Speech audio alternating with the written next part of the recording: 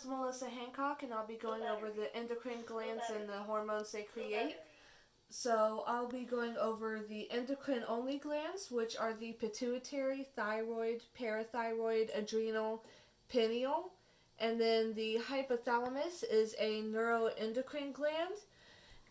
There are glands that have both endocrine and exocrine functions, such as the pancreas, the gonads, and the placenta.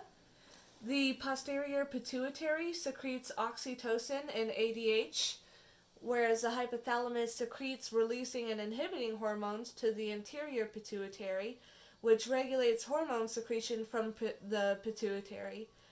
ADH, which is secreted by the posterior pituitary, helps kidneys reabsorb water, prevent urine formation, and stuff like that.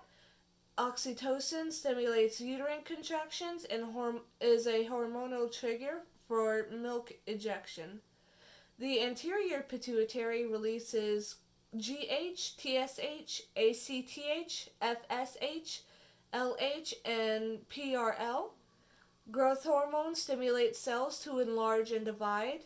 This mostly affects the skeletal muscles and the bones and other things. TSH, which also goes by the name thyrotropin, stimulates normal development and secretory activity of the thyroid. ACTH stimulates adrenal cortex to release corticosteroids. Follicle-stimulating hormones stimulates production of gametes. LH stimulates production of gonadal hormones, and prolactin stimulates milk production in females. The thyroid produces thyroid hormone, which is the body's major metabolic hormone. T4, which also goes by the name thyroxine, is its major form. And T3, which also goes by the name triiodothyronine, has to become T4 in order to reach the surface. Calcitonin is the antagonist to PTH and stimulates calcium uptake. The parathyroid gland secretes parathyroid hormone, which is important in calcium homeostasis. The adrenal glands produce corticosteroids, such as mineralocorticoids, glucocorticoids, and gonadocorticoids.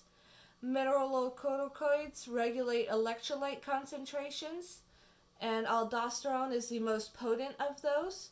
Glucocorticoids influence metabolism and help resist most stressors in the forms of cortisol, cortisone, and corticosterone.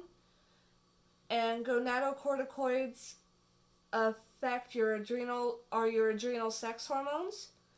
The adrenal medulla has catecholamines, epinephrine, which increases heart rate, blood glucose level, and diverts blood to the brain, heart, and skeletal muscle. The pineal gland produces melatonin, which affects sexual maturation and puberty timing, your day-night cycles, body temperature, and your appetite. The pancreas produces glucagon and insulin, which makes glucagon makes glucose and releases it into the blood, and insulin prevents glucose from being created. And your gonads produce the same steroid sex hormones as those of the adrenal cortex, just lesser amounts. The ovaries produce estrogens and progesterone. Estrogen is involved in the maturation of your reproductive organs, secondary sexual characteristics, and with progesterone it causes breast development and cyclic changes in uterine mucosa, whereas the testes produce testosterone, which initiates the maturation of male reproductive organs, the secondary sexual characteristics and sex drive in males.